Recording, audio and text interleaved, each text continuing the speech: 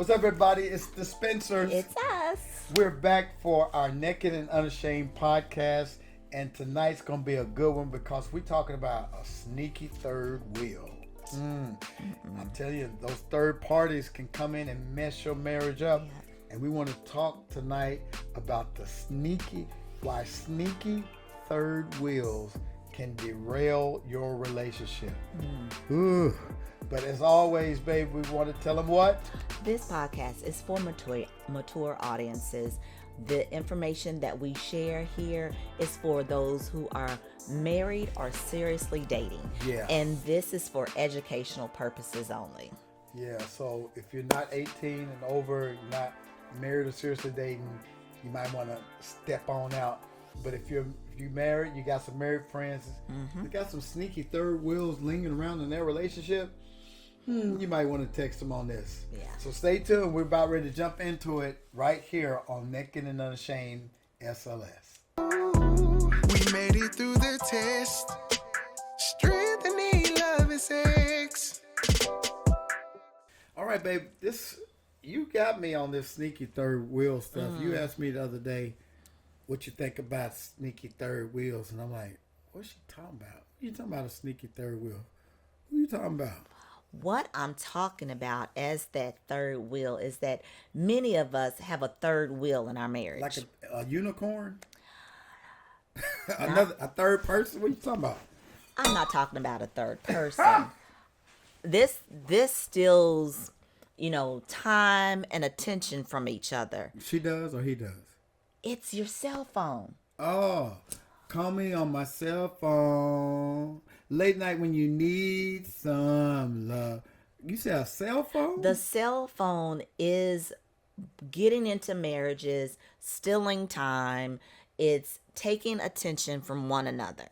And so we need to get control of this sneaky third wheel in our relationship. I'm glad you brought it up because I ain't going to tell no lie. What's that? I be getting jealous sometimes. When we be driving down the interstate, I'm trying to talk to you, and you be over there with your little stylus on your phone, just swiping away, strolling through the internet, talking about TikTok, Twitter, Switter. But see, this is what happens. When I'm driving, he is doing the same thing, but letting me take the wheel, it becomes a problem. Sometimes when we go out and eat, babe, can't you tell the married people in the restaurant? Oh, absolutely. All the married people, they each have their phone and they're looking. So we'll look around like, yeah, they've been married for a long time. They've been married if they don't have a cell phone, they still like each other. But seriously, it is becoming a problem. It is.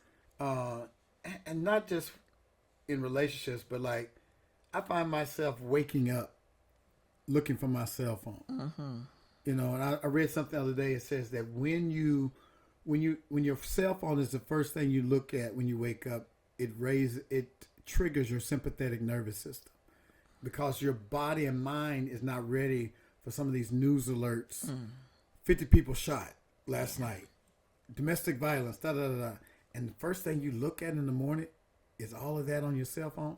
But going back to what we're talking about, many of us have a third wheel in our marriage, and it steals time and attention from each other, and it's your phone. So the first question we want to ask y'all tonight is this.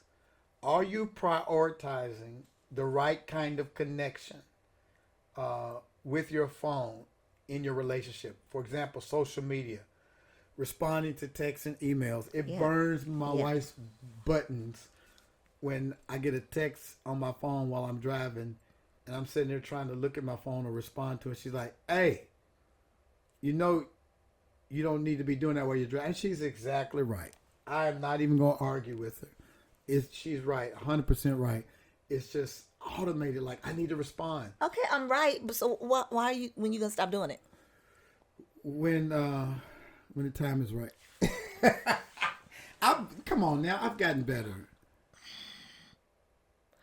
There are a small window of times when you've gotten better, or if you needed to have somebody respond to a text or email, you'll send the phone to me. But other times you driving. I do what, baby? There are times, I'm going to say positive. There are times when he'll give me the phone and I do what? To respond. Amen. So I am making adjustments. Am I there to where I need to be? No. But it is dangerous to text and drive. Definitely. But it's also dangerous to look at social media while you're in the presence of your spouse. Right.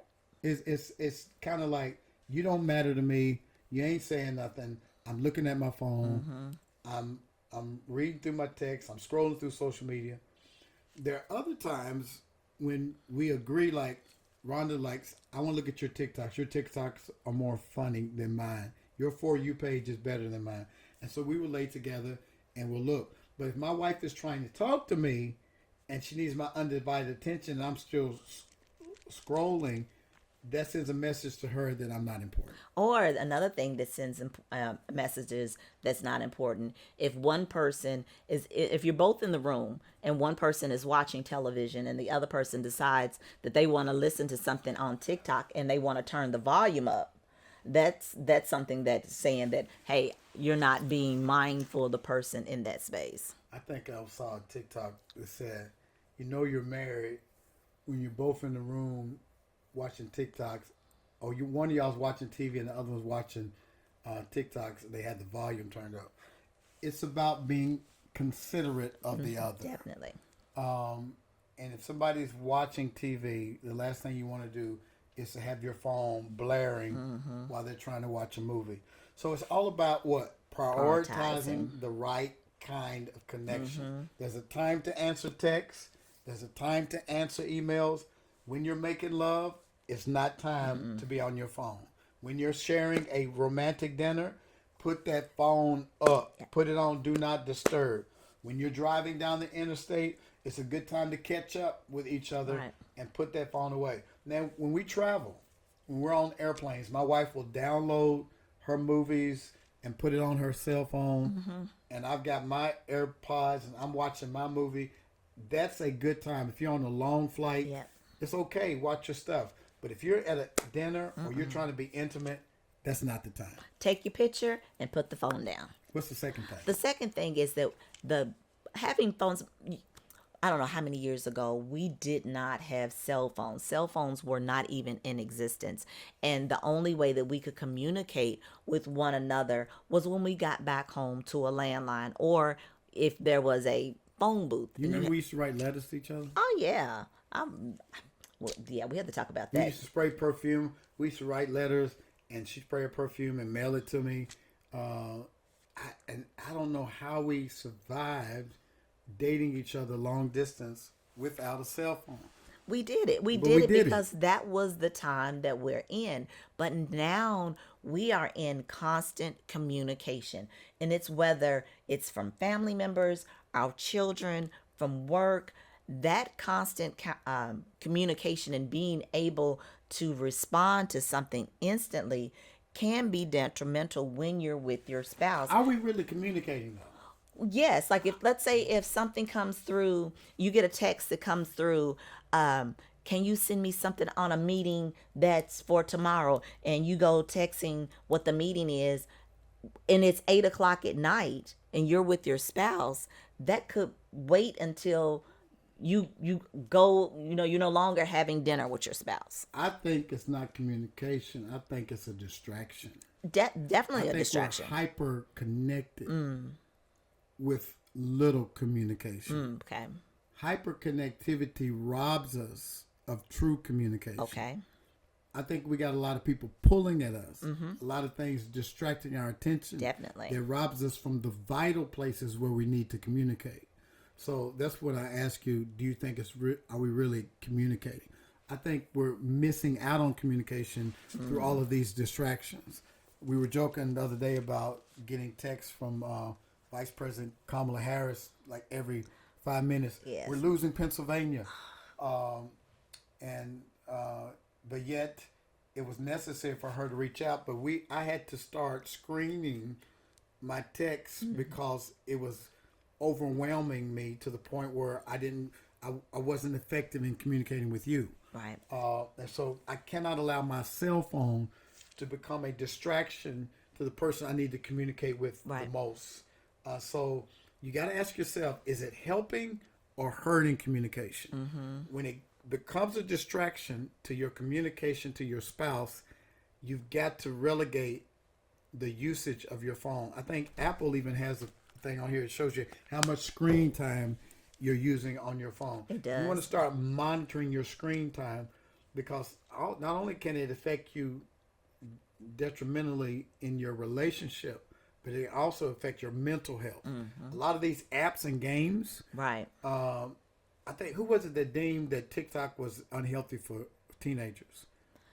I'm not sure. Some psychiatrists or medical profession said that a lot of these social media applications are detrimental. You see a rise in suicide amongst young people because of the trolls and the people who are saying mean thing in the comment section, and people are going to social media looking for validation. The main place you need to get validated is from your spouse. And then there's the false imagery that's projected in social media that's saying you're supposed to look one way, you're supposed to dress a certain way, you're supposed to have these things, or you're not going to be accepted. And so that kind of puts a female like, oh, I don't look good enough, I'm supposed to have 49 inches, I'm on a 49 inches, I'm just throwing out a number, all this hair, I need to have, my lips need to be I need this. to go get me a BBL because Yes. everybody's got these banging Yeah. booties on TV, and it's just not natural. It's not real. No. And then another thing is, I think as married couples, we need to stop basing our relationship on all these TikTok reels that we see of people who are happy. Rhonda and I, we love traveling. We love hanging out with each other. That's really who we are. But we're not documenting the times when we're not smiling and when we're having arguments. So don't get it twisted. We have disagreements. We know how to work through them. But it would seem kind of silly to document us having a heated discussion and putting it on TikTok, because not too many people are going to watch that. And so you got to understand that too much consumption of social media gives you an unbalanced perspective on what your relationship's supposed to look like. So is it helping or is it hurting? Anything else you want to say on that? Yes, and then does your lock screen, if your phone is locked, does that really build trust with your spouse? Locking Meaning- your screen from who? From your spouse. Like if your phone is locked, you've got a pass key on it, and your wife or your husband doesn't know your passcode, does that does that make trust not buildable? What you think? I would say if you have a passcode on your phone or your computer that your wife or your husband does not have access to, then it's making it seem like you have something to hide. Do you know my passcode? I know all your passcodes. Do you know my passcode? I sure do. So I'm talking about I'm talking about for couples who But don't you know know. what? I don't go looking though. I have not looked at your phone in a while, other than the other night when we went to Jaden's thing, and you had some pictures you took, and so I unlocked it and sent myself the pictures. But as far as going digging behind you, we have learned how to build that trust Right. up, and we just ask each other, who you're texting, who is that? Absolutely. And I don't feel like I have anything to hide, so I'm going to show you. You can look at my phone anytime you want. Now I think it's different from relationship to relationship. I agree.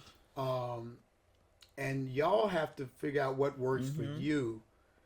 Does the lock screen build trust, or does it take away trust? Now, everybody is entitled to a little bit of privacy, but even in marriage, you still have to be transparent. You don't want to have something that's secret, That's like, the well, key. it's just me. I don't need to share this with him. This was mine. No, you both are you're one now. So you have to be transparent. What do you think the role of cell phones are when it comes to being intimate in the bedroom between married couples? To play that awesome playlist that you came up with the other day, whatever The slow that, jam essentials. yes, that playlist is all of that. So playing music, but not playing Candy Crush, No, or texting somebody while you try to get some. oh, absolutely no. What about using it to record some of the lovemaking sessions for later on? That's a sticky situation. It just really depends, and I don't trust the cell phone. Look, you don't want to be Shannon Sharp, right? Yeah, I don't You trust don't have the it. Shannon Sharp. Yes, he was on live. He went live, Yeah. y'all. Oh my God! Would you be mortified? I would have a first class ticket to the moon. Y'all would not see me anymore. Can you imagine that if we went live on TikTok or Facebook while we're making? Oh my God! I'm sorry, baby, but I would be on the moon. You'd be on the moon. Y'all wouldn't see me. You'd be like that commercial. This is a great time to get away. I'm gone. But no, seriously, going back to what I said, some married couples find it entertaining to make their own home movies for their own enjoyment. Put it in your vault. I don't see anything wrong with that as long as you're responsible. But you got to be careful because you don't want to get hacked, and you didn't even know you had a OnlyFans page because somebody's taken your home videos and made you famous. So you got to be very careful. And it's just too sticky now where people can hack into your pictures, and I don't know how if AI can get into stuff. That's and that's the scary part. It's just that whole AI thing. They can take your face, my face, and put it on some people making love and say, "Look what Pastor and First Lady are doing." Like, oh my, that's not me. Yeah. That's a deep fake. Boy, this AI stuff. So, but the point is, you have to take control of this sneaky third wheel. Absolutely. The sneaky third wheel that's messing up a lot of marriages and relationships is that doggone cell phone. This smartphone is sometimes dumb because it causes us to be addicted to dings and notifications and scrolling. And the next thing you know, you spent 2 hours scrolling on TikToks and Reels and have wasted some great quality time that you could have spent with your spouse. I found myself the other night.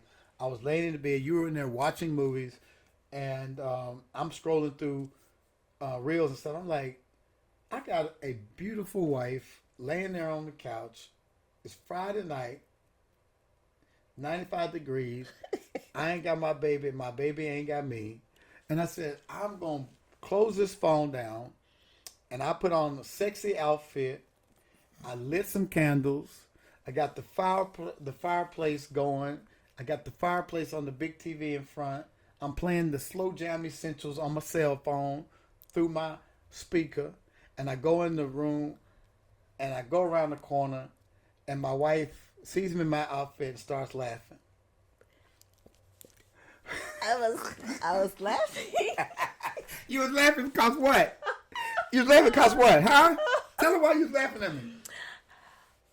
Baby, first let me say, it was such a beautiful gesture that you did all that. I love the ambiance and the thought, the intentionality you put behind it. What I was laughing about was the choice of costume that he had, and that one that I didn't know he still had, and how what was the costume, baby? It was a cop costume. It was talking to Mike. It's a what? It was a police officer short set, tight fitting. Short set. Emphasis on short. Yes, it was like cable up, but it used to fit him. But he put it on. That's what I was laughing at, and the back of it didn't fit well. What'd you say? My butt crack. He got a long butt crack, and so it just. That's what I was not laughing at you. I was laughing with you. But see, I have such strong self-esteem that it didn't bother me. It worked though. She got up off that couch. I did. And cut that Netflix off, and the rest of the night was what? Beautiful. It was amazing. Yes. Was like, oh, she came in the bedroom. She said, "Oh, I love the fireplace. This is great." And she laid on the bed. And I started massaging her, and the rest is history.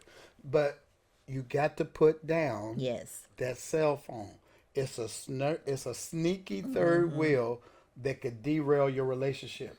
Whether you see it as a positive or negative, your phone plays a role in your daily life. Yeah. So, baby, you need to what? You need to be mindful of the time and attention that you devote to the phone. Yeah. So I hope tonight this discussion about the sneaky third wheel. It's not a third person. We're not talking about menage a trois. We're talking about this doggone cell phone that if you're not conscious, it can mess up a happy home. It can mess up your mental health. It can mess up your romantic life. So take control, be intentional about this sneaky third wheel. Yes. Listen, tonight we're going to be back on at 8 o'clock, and we're going to jump into this further. I think what I want to talk about further is, do y'all think a lock screen is a deal breaker in your marriage? Should you be able to look at your spouse's cell phone anytime you want? Let's talk about it. And then we might also talk about, what do y'all feel about making some movies on your phone for just you and your spouse? Is that okay? We're going to talk about all that. Yes. 8 o'clock, grown folk conversation. Meet us back on TikTok, and we're going to talk about it. So invite all your married couple friends to meet us over there. If you need some additional help, we have some resources. Yes, and a resource is called Eden Circle. In Eden Circle, you need a coach, you need a community, and we offer counseling. We have a community of grown married couples trying to stay married, and we offer meetups. We talk to the individual couples to see what's going on. We offer discounts on our domestic and international retreats, and we just have fun together. And if there are any questions that they need that's going on with in their present marriage, then they have our numbers so that they can call us directly, and that's called Eden Circle. If this is something that you seem to be interested in, please go to theedencircle.com. And the third week of this month, we're going to be revealing our destination for our international retreat. June the 5th through the 8th, 2025, $200 will lock in your spot at our next international retreat. And it's going to be entitled Sexual Healing. All of us need a place where we can go be healed sexually. Whether we've gotten into a rut or some kind of trauma interrupted your marriage, or you're still trying to get over some trauma before you even got married. How can we as sex doulas help you get out of that rut and get the sexual healing you need? We're going to have a master class to deal with all that. More importantly, we're going to deal with that next year in our 3-day comprehensive marriage retreat. It's going to be sexy, it's going to be romantic, it's going to be healing, and we can't wait to tell you where we're going. Listen, if tonight blessed you, what do they need to do, sweetheart? We would love for you to share with your couple friends, like and subscribe. All right, like, subscribe, and share. And tonight at 8 o'clock Central Standard Time, we're coming back on TikTok, because we're going to go a little bit deeper around this lock screen and home movies. Yeah, I want to know what y'all got to say Christians about making home movies. these home movies. What y'all doing over there? Come and find out, because over here, we're naked and unashamed. We love you guys, and we'll see you tonight at 8 o'clock.